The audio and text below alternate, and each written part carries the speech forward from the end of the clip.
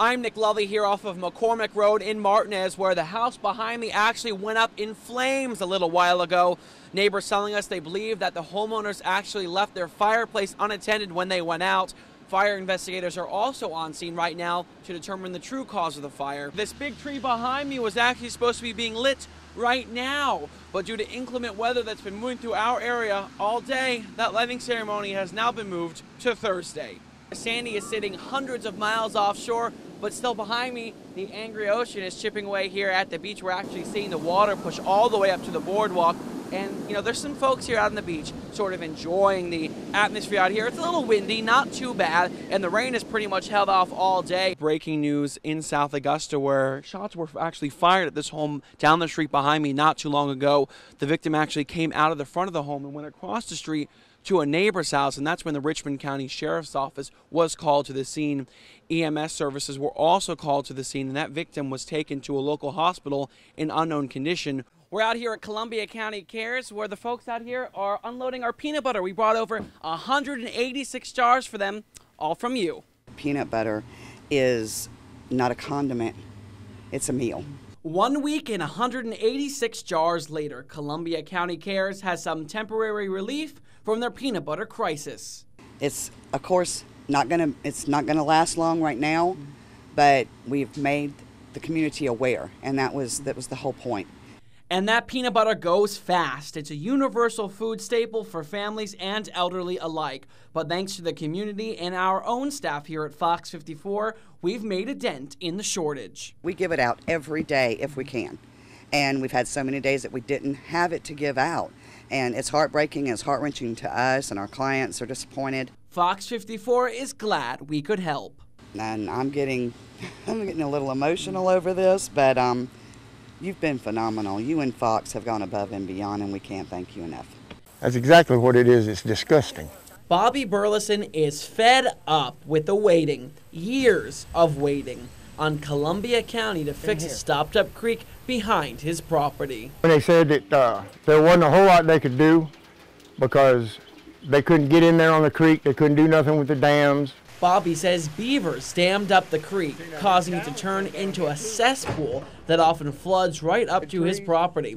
And despite years of reaching out for help, he got no response until Fox 54 showed up. All of a sudden now everybody wants to help. As we were arriving for our interview, trucks from Columbia County had arrived to busily start fixing the problem. Hi there, Nick Lulli from Fox 54. How are you guys? The crews brought in heavy machinery to take out just one of the beaver dams. Then they left, leaving much work still to be done. Is this the end of the problem, or do they still have a ways to go? Oh, they still got a long ways to go. They still got a real long ways to go because they'll have to go all the way back up into the creek. And if the county doesn't show back up, Bobby says he'll be back to square one, waiting and pleading for any help he can get. The water it's stopped running down there. It's backed up. It's turning brown. Mosquitoes, and it just in the evening when it's real hot, it stinks to high heaven. And we just wanted to get something done about it. And this right here, you get to come out here and see like everything like you just paddled. This is the whole route, the Stallings Island route, the chain of 99 islands. Cole Watkins is an expert on the Savannah River. He even grew up on it. Me and my friends have always, been outdoorsy kids, athletic types, and we always loved playing on the river. The ASU student was tasked 2 years ago as part of a class with creating a business. So he chose to start his own kayaking tours. The assignment was to start a business from the ground up. And, after thinking a bit about it for a little bit, I decided this would be something, it's something I enjoy, and it's something that we have the river, right here in our backyard, and it's something that people don't take advantage of, I feel like. After a while, business turned profitable, and he kept it going. Like any other cash-strapped college student, money was tight, so he turned those profits into a college fund. Dozens of tours later, he's having fun, too. Yeah, it's something fun to do. It's exercise, and it's just, it's always, everybody that comes out, has a good time. So as long as people are happy and I'm making a little cash, I'm happy too, Cole decided to take me on one of his more popular tours, the Stallings Island Tour. If you're lucky enough, you can even spot wild donkeys and goats. Chewy bar. He likes the chewy bars.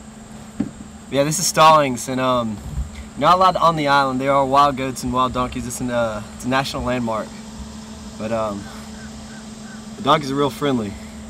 Cole is also willing to take a plunge into the river himself, something you can also try too on one of those rope swings that he can take you to.